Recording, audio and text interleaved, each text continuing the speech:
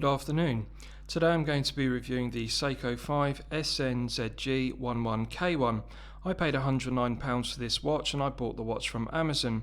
So firstly, let's look at the watch box that the watch comes in.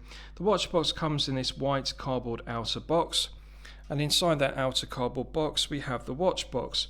The watch box is made from plastic and it's coated in a matte white vinyl, and it has the silver Seiko brand logo on the lid. So bearing in mind this is a low tier piece and it's £109, I think that the execution of this watch box is very good. It's very aesthetically pleasing and it's also very well finished. The lid of the watch box is hinged and the interior of the watch box is fully felt lined with a very good quality fabric. The watch itself sits on an inflated padded pillow cushion, and overall I think the execution and the build quality is very aesthetically pleasing and it's also very well made. So I'll talk you through the other items that come with the watch. One also gets this cardboard tag, and on the reverse of the tag it has the barcode for the piece and also the reference number SNZG11K1. So the K in the reference number denotes that this watch was made in Malaysia. If it says J in the reference number, it denotes that the watch is the Japan-made version. It also details that the watch uses the caliber 7S36 automatic movement, which has 23 joules, and the piece is 100 meters water resistant. Now one also gets a European guarantee and instruction booklet. On the last page of the booklet one has the European guarantee card. Now as I bought the watch from Amazon, the European guarantee card is unstamped. However, I'm pleased to report that Seiko will honour the 2-year European guarantee, providing the collector has proof of purchase. So for example, if you buy this watch from Amazon as I did, if you print out your invoice for the purchase, that will suffice in proving proof of purchase. So you can simply return the watch to any European Seiko dealer for return or repair, and I feel that it's very good to get a 2-year guarantee with the watch, bearing in mind that it's a low tier piece and it's only £109. So I'll undo the strap and then I'll talk you through the specifications of the watch. So this is a 42mm piece. It's a large watch. Now normally I would say a 42mm piece is only going to be suitable for a collector with a larger wrist of 7 to 8 inches. But due to only being 12mm thick, including the screw down exhibition case back, I'm actually going to recommend this for collectors with a smaller wrist of 6 to 7 inches and also collectors with a larger wrist of 7 to 8 inches respectively.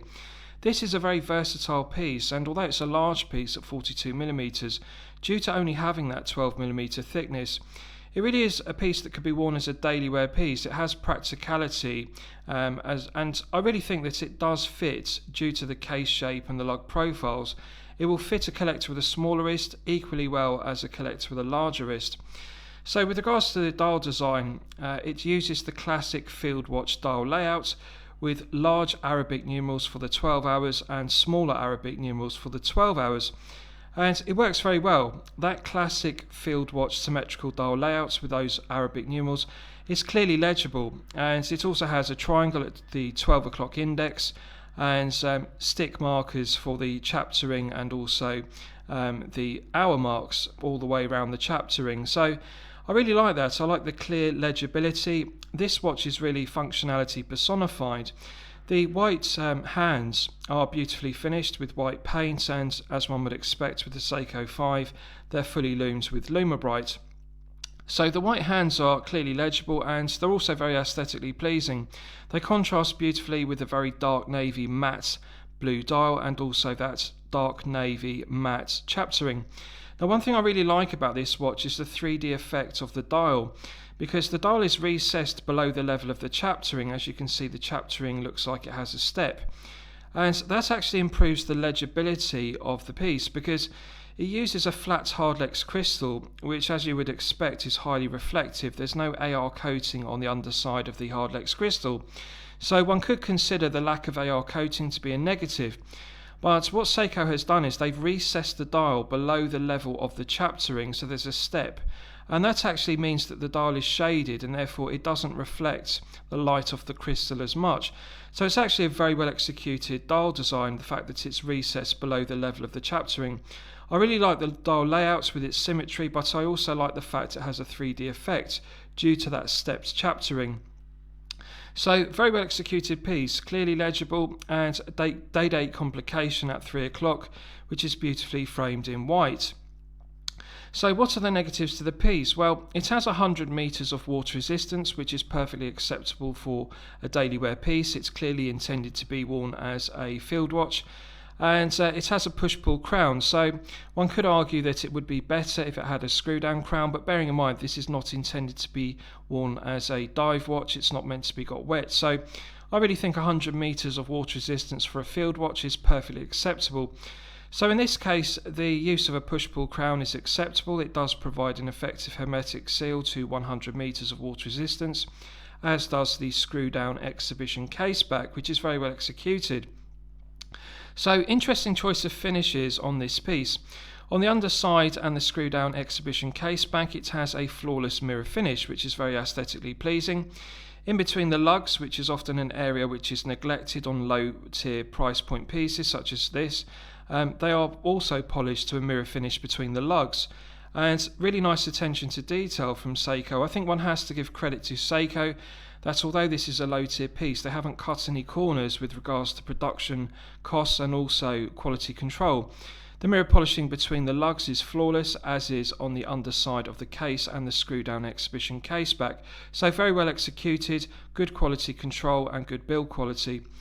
So the case itself has a very aesthetically pleasing satin finish to the bezel, the flanks of the case and also the tops of the lugs.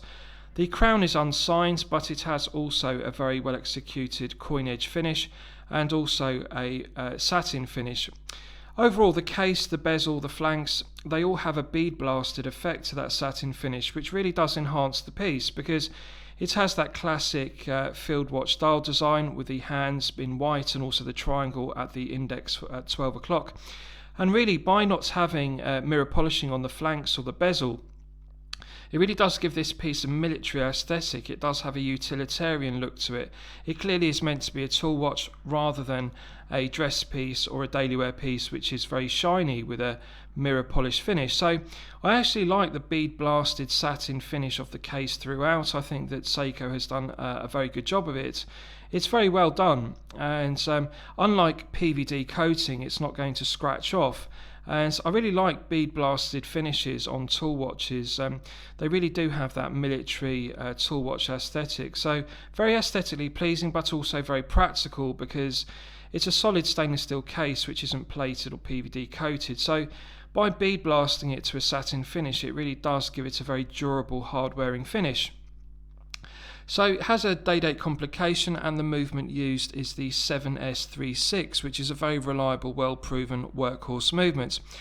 The watch itself on this navy blue fabric strap only weighs 80 grams, so it's an incredibly comfortable and lightweight piece, despite the fact that it is 42mm, so it's a large piece with a screw-down exhibition case back. So one would expect a piece with a solid stainless steel case and in 42mm to have a lot of heft.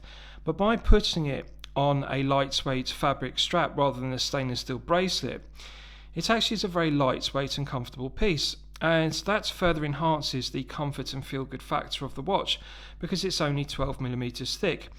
So at 80 grams it really is a lightweight 42mm piece. So with regards to the movement, it uses the 7S36, and that is a very reliable, well-proven workhorse movement, as I've discussed. The negative is that it doesn't have hand winding and hacking, so you cannot hack the movement, you can't stop the second hand dead to set the time precisely to the second, and you cannot top up the 40-hour power reserve by hand winding. So that is a disadvantage the 7S36 has over the 4R36, for example, which is a popular piece used in the Seiko 5KX, for example. It's a shame.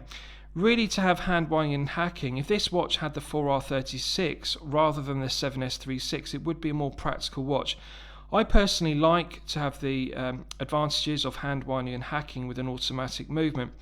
But however, if you're intending to wear this watch on a daily basis and you're not going to wear it in rotation with other watches in the collection, it's no problem to have an automatic movement with a 40-hour power reserve if you're going to wear it daily for say 8 hours per day to keep that 40-hour power reserve topped up. It's just a shame that you can't top it up manually by pulling out the crown and manually winding it.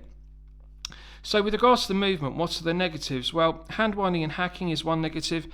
Another negative is that it's not the most accurate of Seiko movements because it has a stated accuracy of -20 to +40 seconds per day.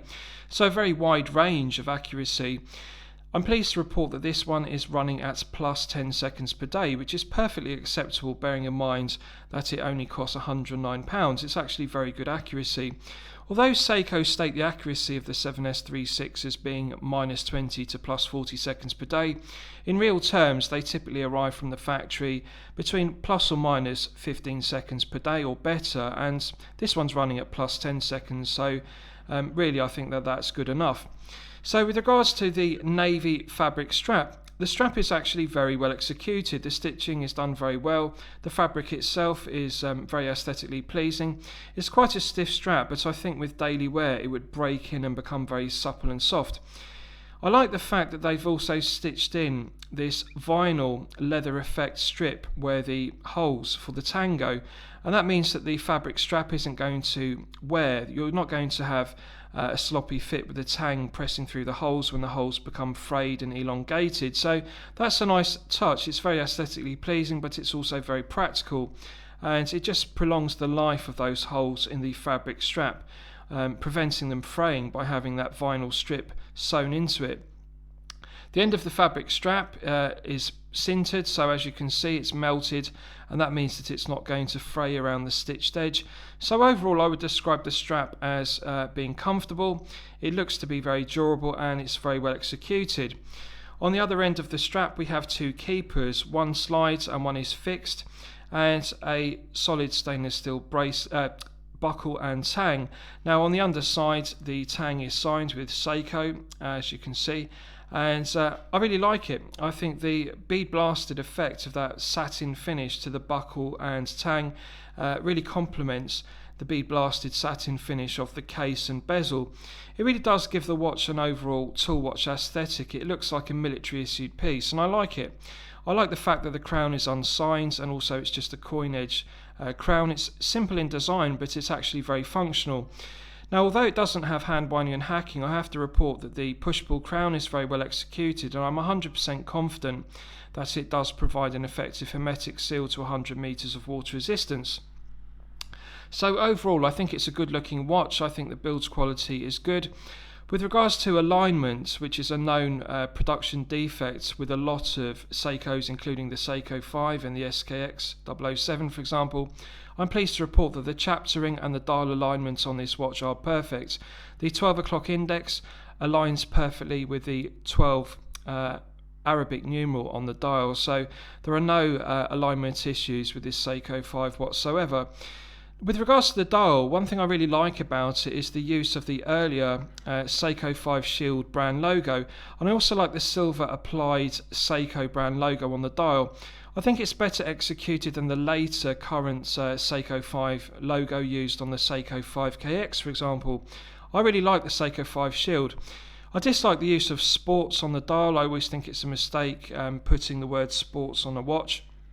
But apart from that, very well executed. It states automatic, it also states 23 joules and 100 meters.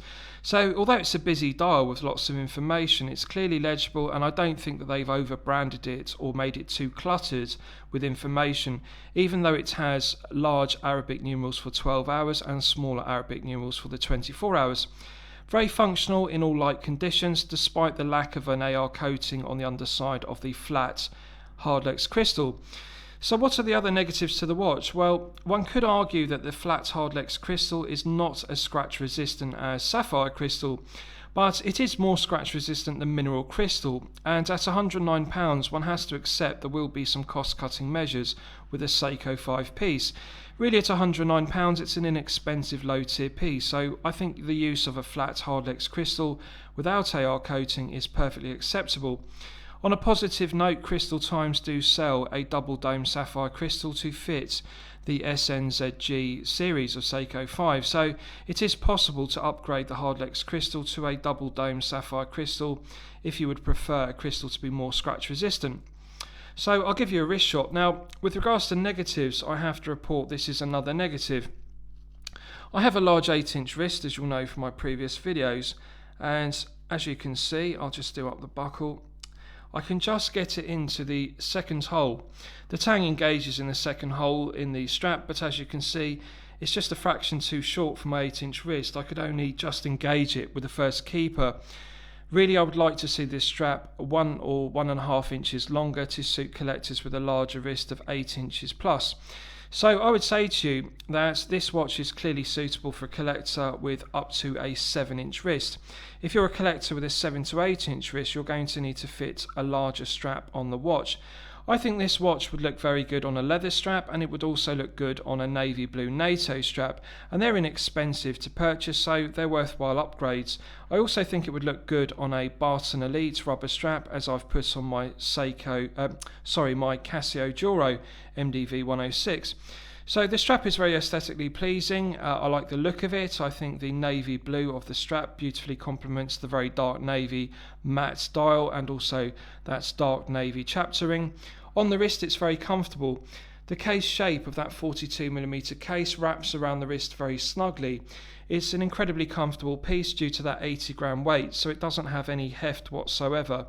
So although the strap is a fraction too short for me personally, I'm still going to say that it's acceptable, because the majority of collectors are going to have a 6 to 7-inch wrist, and as you can see, this strap will clearly fit a 7-inch wrist with no problems. So very good looking watch on the wrist. I really like the tool watch aesthetic of that field watch dial design. It really is very clearly legible and just very easy to read. The white date wheels of the day-date complication are also clearly legible and easy to read. So, of the different versions of this watch, it also comes in an olive green dial version and a black dial version respectively. I think the navy blue is actually the best dial colour and also chapter ring colour. I think that the navy blue really complements the navy blue strap, and also that bead blasted effect satin finish to the bezel and the case. I just love the tool watch look of it. It really does look like a military issued piece, and it's very functional. So lastly, I will just give you a Lume shot. Now, I'm pleased to report that this uses Seiko Lume Bright, as one would expect. So I'm expecting the performance of the Lume to be very good quality on the chapter ring and also those white hands. So just bear with me, and I'm going to turn the lights out, and then I will fully charge it up using my 100 LED UV torch. So as you can see, just from the charging of my 4 table lamps, it's already beginning to emit strongly. The Seiko Lume Bright has been activated. It's very powerful. But I'm just going to charge it up with my LED torch to the absolute maximum to give you peak performance of that Seiko Lume Bright.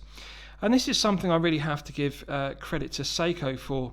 They use the same quality, the same grade of Lume Brights on their low tier pieces, the Seiko 5s, as they do on their higher tier pieces such as the Marine Master and Sumo and Prospex watches, for example. And I think that's a credit to Seiko. They don't cut any corners with their low tier pieces. At £109, normally one wouldn't expect a watch to have good quality lume. But really, Seiko Lume Bright is every bit as good as Swiss BGW9 Superluminova. And as you can see, now that it's fully charged, Seiko Lume Bright really is some of the very best lume in the watchmaking industry. I really regard it to be equal in quality to Rolex Chromolite's lume, and the green tone of it is very aesthetically pleasing. So as you can see, due to the hand shape, there's plenty of lume plots, so a good application of the Lume Bright on the hands, and also the lumed triangle at 12 o'clock on the index means that it's clearly legible, and also good to get the orientation of the watch in low light conditions. One can clearly see the 12 o'clock index looks different from the other stick indexes because it has a triangle at 12. So I really like it, that field watch layout, and also I like the symmetry, the fact that although it has a day-date complication at 3 o'clock, they still have a 3 o'clock stick index on the dial. So the indices have perfect symmetry and they're very well loomed. So it's starting to fade now, but the performance of the lume is as one would expect for Seiko Lume Bright. Very impressive, and I absolutely love it. I love the green tone of it. and I just think that Seiko have done a very good job of luming the watch. So just bear with me and I'll turn the table lamps back on, and then I'll finally surmise the watch. Now, when I'm considering reviewing a watch on my channel, the watch should meet two criteria. The watch should be both excellent quality and excellent value at the respective price point. So the price point of this watch is £109. It's a low tier piece. And I'm pleased to report that I consider this watch to be both excellent quality and excellent value. It doesn't just meet those criteria, it actually exceeds it, because this is a watch with many positives and very few negatives. Being critical, I could say that the strap is too short for my 8-inch wrist, but as I've discussed, for the majority of collectors that's not going to be a problem if you have up to a 7-inch wrist. And one could be critical and say the Hardlex crystal is not as scratch resistant as sapphire crystal, as I've discussed. But those really are the only minor criticisms I have to this watch, the only negatives. The lack of hand winding and hacking isn't really going to be a problem if you're going to wear this piece as intended as a daily wear watch. So overall, I think the positives to this watch outweigh the negatives. The build quality, the quality control, and the execution of the piece are all outstanding. This is one of the best watches, one of the best Seiko 5s money can buy for £109. So I'm going to declare it a champagne watch for lemonade money. I simply think that this watch is a heavy hitter and it's worthy for inclusion in any watch collector's collection. I think it's a great looking watch and I absolutely love it, so I highly recommend it to you for your consideration. So I hope you've liked my review of the Seiko 5 SNZG11K1. Please feel free to post your own comments below the video. Thank you very much.